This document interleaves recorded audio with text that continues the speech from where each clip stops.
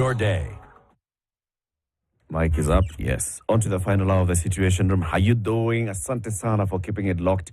14 minutes after what? 9 o'clock. No, it's only 9 minutes after 9 on the 14th of August. I have to look wondering. at them. It's 14 minutes, not 14 days. Into August. Into August. Okay. Sawa. Kuna comments kadhaa hapa vyote wanasema all the best to Marion, right? Yeah. She's come off as likable, somebody who gets understands what's happening, and somebody who is keen to turn things around from an honest perspective. Yeah. We all wish her all the best. Sawa. Uhuru aliniambia nipigie bwana Ruto. Nikatafuta Ruto. Tukasema tutengeneze Kenya. Sawa. Our next conversation is going to be about what we are seeing now in terms of e-mobility, but not just mobility, urban mobility. We have the ride-hailing apps. There are many. Some are locally developed, some are multinational. They are operating in Kenya. The thing is, all the drivers are Kenyan. And all the charges and the fares are basically people in Kenya who are hailing these apps. Now, which works, which one doesn't? There's one in the market called Edencabs, and we're joined by two people. Nelson Kisiangani is a Chief Technology Officer at Edencabs, and Michelle Laura Mwangi is with Business Development, the same organization. Good morning, Nelson and Michelle. Good morning. Good morning to you. Welcome to the hot seats of the Situation Room. Thank you. Mko sawa? Tuko sawa. Karibuni sana. Asante. Hapa si handshake. Ni phone call. No. Hapa si handshake. National Government of Unity. No, what is it again? Broad-based. Broad-based National Government of Unity. Okay. Yo. Tunakula mkati ya Broadway. City will welcome you with the day's proverb. But before he does that, now that we're talking about, urban mobility, it's important that we always know about our healthcare, and how well we are. Please tell them. How about getting a checkup before you actually get on the road, isn't it? So with the vehicle all the time. And you can say, you can actually do this for your health. Once a year, go and get a checkup. Make sure that everything is in place and in order so that you don't run into problems later, right? Just basically making sure that all the nuts and bolts are screwed on and tightened and that all your health needs are met. The Aga Khan University Hospital says come into any of the centers. Do it for 9,950 shillings. Everything that you need to check. Oil, okay. Blood, pressure. All those things. Gasket. Shock absorber. For the joint. Ball joint. Especially ball joint. Check all of those brake pads. Yeah, you need to change the oil filter. Things like that. Come in and do it. You need it to make sure that you can, groom nicely. Properly. 99.50. Do it. Get all the tests that you need. Make sure everything is working well. Healthcare, so that you don't have a health scare. Kabisa. City, why don't you give them the day's proverb? Yes, our proverbs for this week are from the Central African Republic. If the sun claims it has power over the moon, let it shine at night. Repeat. If the sun claims it has power over the moon, let it shine at night. Michelle, what's your interpretation of that proverb? Can you repeat it, please? Oh, most definitely. Ikiwa jua. Okay. If the sun claims it has power over the moon, let it shine at night. But Eric, we should have asked them about the landlocked countries first. But anyway, if the sun claims it has power over the moon, let it shine at night. By the way, you can't be wrong. We just want your interpretation. Okay, probably. I think if something claims it's better than something, then it should be left alone. I love that thing, man. Yes, if something claims it is better than something, leave it alone. Kabisa. That is an all-encompassing interpretation. I know where she's heading. Yes. If Edencabs claims it's better than the others, Leave it alone. Leave it alone. And yo. Bas. Nelson, what's your interpretation? Yeah, I think the sun shines best during the day and the moon best during the night. So my interpretation will be maybe we are all good in some elements. So, and everybody shines at their particular time. So, you see, there was a time for others to shine. So, this is our time to shine. Edencabs. Yes. It's night time. Edencabs is out. Full moon. What is Edencabs? So, Edencabs is a ride-hailing application. Basically, we are a platform that connects drivers to customers. And something unique about Edencabs is the first application in Kenya that is local owned, locally developed, and everything is locally. And we are dealing with our own local people. And we are here now to take care of both the drivers and the customers in our own unique ways. What do you mean local owned, local developed, everything local? So what I mean by it is locally owned is all the directors are Kenyan. They are here in Nairobi. They are the ones overseeing daily operations of Edencabs. The application and the whole ecosystem has been developed here in Kenya by Kenyan developers. Our youths are the ones who are powering our systems. And, we have a lot of Gen Zs in those, the coding aspect of the application and the back end. So everything has been done here. We are not a foreign application. We are Kenyan. You're saying you're the first? Yes, we are the first Kenyan. I mean, everything Kenyan. Okay. Yes. Are you the only Kenyan so far? So far, we are the only Kenyan application that is in the market. Are you sure? So registered in Kenya? Registered in Kenya. Headquartered in Kenya? Yes. Everything Kenya? Everything Kenya. Okay. Yeah. City? Well, I just asked if he's absolutely sure. It's nice to claim you're first, meaning number one. Please refer to Michelle's interpretation of the proverb. Yes, even if. If you claim, just leave it. Niwache tu hapo tu. Michelle, If the sun claims, it is. then Michelle, mali imefika. Yeah. I'm going to take your perspective na nitawacha hapo. Thank you. So how old is this company? We are 2 years old. Most of the operations started last year. Of course, putting up the infrastructure, setting up the location, getting the customer support team in place. So our main operations are started this January, where we started a campaign for driver onboarding. So we are complete with that phase of mobilizing drivers to our system. So we feel like it's a high time now.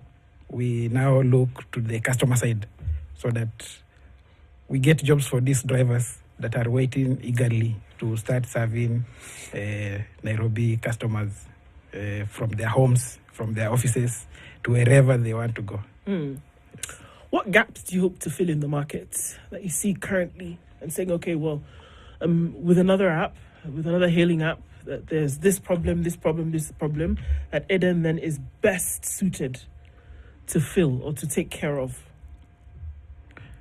So the biggest gap in the market when it comes to ride-hailing applications has been the drivers have been looked down upon.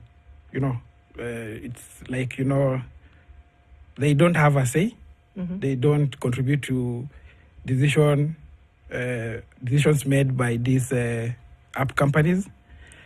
So we are here to make drivers part of our partners, so that whichever decision we make, they are at the center of our decision making. So instead of just taking care of the customers only, we are now taking care of the drivers, so that when a driver wakes up in the morning and ignites that engine, they know very well that they're going to work, and that work is going to earn them a better living, so that we all dignify this space. So we are also doing driver training sessions, whereby now, we try to enlighten these drivers on the best ways of conducting themselves on the road while they are serving our customers, so that we reduce those elements of, we have complaints about your drivers and whatever. So we are here to listen to drivers. Whatever drivers want, if we feel it is for their best and also for the best of our company, we will implement and we will make sure we collaborate with them closely as we move forward. But how is that different from what we've heard from everybody else? Everybody says that they're looking after their drivers, and they also are looking after their customers who use the app, right? That we are here to make sure that we support this ecosystem, and our key stakeholders, the drivers, are very well taken care of. We conduct driver training. This is what the other apps have told us here. We conduct driver training. We have regular meetings just to get feedback from the drivers. We support our drivers whenever there are issues. In fact, we even go to an extent of supporting drivers to access credit for getting into business. What's the difference between what we have heard before and what you're saying this morning? You see, there's a very thick line between saying and action. So others might have said it before, but that action bit is not in place, and drivers don't feel it. So for us, we are going to walk the talk. Whatever we promise drivers is whatever we are going to implement. So drivers will be seeing real action on matters that we promise them that we are going to do. Michelle, when we talk about like your drivers, because you are right now in that phase of onboarding drivers, what is it that you're telling them? Why should a driver have the Eden app, and then why should I have the Eden app and use it? Okay, we have some driver benefits on the Edencabs. For example, the low commission of 10%. We have clear complaint resolution. We have instant M-Pesa withdrawal for non-cash trips. We have fair pricing. We have free bundles when they stay online for the drivers. We have system calculated bonuses with Edencabs. So we have a lot of things that we usually tell them while we're onboarding them. And these are unique. Yeah, these are unique features. Let's start with the first one. What did you say? The is it the commission? 10%. Yeah. Explain. I'll pass that question to my colleague. Nelson, explain this commission bit. Because I think one of the things that drivers complain about is how much they end up with in their pocket after they've done a ride. Yep. Yes, now we are introducing something unique about the commissions. So our commissions will be dynamic. By dynamic, I mean one day a driver can wake up and they find maybe it's very rainy. So you see, that's a very harsh weather conditions. So when you're operating, you are doing the hard work for us. So during such days, you'll find that our commission is 2%, 3%. Then now we have days that, everything is okay. So we take our 10%. So the highest we'll go is 10%. But based on the conditions of the weather and the day, because you are the ones, fetching, you are actually the ones doing 100% of the work. We are only providing the platform. So why should we take 30% from your earnings? Let me ask this question. Yes. We are talking commissions, we're talking percentages here.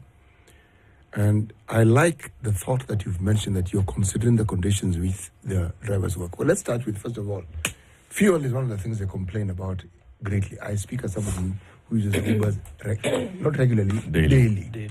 Okay? Yes. They complain about fuel. Yes. Okay. Then the commission, yes, they do complain about it, but do remember that on rainy days, you have more business than when it's not raining. So, I'm simply saying the dynamism you mentioned covers what I'm saying. But are you also telling us that you have had discussions with people who are in this business, and some of the things that you're saying are things that they would like? Because it is one thing for Edencabs to have an idea, but it's another thing for the people who are your partners, the drivers, to also have a similar idea or not an idea. So my question is, have you had an occasion to know what these drivers would like, and is this what that you're telling us you have applied? Yes, now we have had driver engagement sessions. And during those sessions, we give them a chance for them to raise their concerns and how best they wish our platform to work. So some of the advancements and the features that we added to our application is as a result of those meetings. So from those meetings, we gather issues that drivers really want, and then now we field, of course, discussion with the management. We agree on things that we can implement, and those that we can't, we try to explain to the drivers on why or the reasons we can't implement them. So something else is that we have our own internal WhatsApp groups, Telegram groups for these drivers, where we communicate to them on a daily basis. So we get to hear their real-time experience while they are using our product. So whatever they suggest, we actually appreciate, and they are the ones who have shaped our application to where we are today. Because for us, when we were starting, we had a different idea of, how we wanted to operate. But during the meetings, they usually say vitu kwa ground ni different. So we found that vitu kwa ground ni different, and we had to adjust our system. So if I get you right, you're saying that the highest commission that Edencabs will take from a ride is 10%. Sure. But you will go as low as 2% depending on conditions. Sure. What kind of conditions are these that would make you take so much less and give the driver so much more? So it's not about taking less or giving the driver much. It's all about valuing those who work for you. Because in this business, for lack of a better word, I will call drivers our stock. Without them, we can't even get those rides. Because you can have 1 million customers, but you don't have drivers. So who will serve them? So that's why we want to take good care of them. And you see, if you are facing some hardship in the field while, doing business for us, why should we not, appreciate you and just compensate you for the good work you are doing for us? So it's not like on a daily basis we'll be taking 2%. No, those occasions are fewer compared to brighter days. So when you do your maths well, you will find that, you are still making profits, and drivers are also earning some good amounts at the end of the day. Is it clear which days or what kind of conditions would make you lower the commission? Now, those conditions are not fixed. We can't even predict them, but they are dynamic, just as I mentioned. So you see, just the feature for Surge, the way Surge operates in the applications. When demand is high, automatically Surge switches in. So the same way our systems monitor when weather conditions are bad or some other conditions will need human intervention. Yeah, if we have demos or such kind of things. So they're not fixed elements that we know that on these days we'll be taking 2%. No. Those are things that will be triggered by the day's weather, the day's situation. So some are system preset, others are just, we need to insert them manually. The thing that you said is a constant here, that 10%. Yes. Iyo, haitapita. Iyo haitapita. Well, that is something to know, which is good. Yeah. Yes, that's the ceiling. But let me ask a different question. Yeah. The business you're in is replete with other people who are doing what you're doing, and some even claim some of the things you're claiming. The litmus test is those who consume that particular product, either as drivers or those like me who consume it because we onboard taxis on a daily basis. Yes. Now, what is it that you do or you plan to do as an entity when there are conflicts that you have with drivers? Because this will rise. At some point, there will be issues and drivers will not be happy. It will rise. What are the things that you plan to do when these things arise? Or do you have a mechanism that can sort out the matter before it gets to a point where perhaps people are downing their tools? Now, you see, as a company, we have policies, and some of those policies are complaint resolution policies, both from the driver side and the customer side. So our application even has a mechanism of you reporting or giving out complaints to our company directly. So, and those complaints are solved based on their severity. So there are levels that will only be solved by the customer support. There are other issues that will need escalation to the management. If it's a development issue, that issue will be escalated to the development team. If it's a support issue. So for us, we plan also to have continuous driver engagement so that if they have any issues and they feel like they have valid reasons, because you see, drivers are not correct on every element that they raise. Some are very legit. Some are, technically, if you analyze them, they're not things that we can easily implement. But because of that continuous engagement, we are able to have a conversation because there is nothing that can be solved via a conversation. Okay. So during those engagements, we'll be able to communicate with the drivers and make sure that, whatever they need, if it's something that we can do on our own, we will. But you also need to know that some of these things are acts of parliament, are law. So there are some things that at our level as a company, we can't do. They need intervention by various So government policy and entities. regulatory environment. Yeah. Let's take a break. We come back with this conversation shortly. You can, in the meantime, go to your App Store or Play Store and download the Edencabs app, right? Sure. Okay. What's it called? Edencabs. Edencabs. And what color is this? Is this purple? What color? It's purple. Is this the color of... That's purple? Yes. Yeah. So it's purple. I'm looking at it and I've downloaded it. So you'll see it. Go search for Edencabs and you'll see that purple app. Download it. Let's talk about now the customer on this second half of the conversation. Right? We've looked at the drivers. Somebody's saying they haven't had any interaction. He is a cab driver and he's wondering, I'd like to talk to you. You'll answer that as well. Right? So Nelson Kisiangani is the Chief Technical Officer at Edencabs and Michelle Laura Mwangi is the Business Development Officer in the same.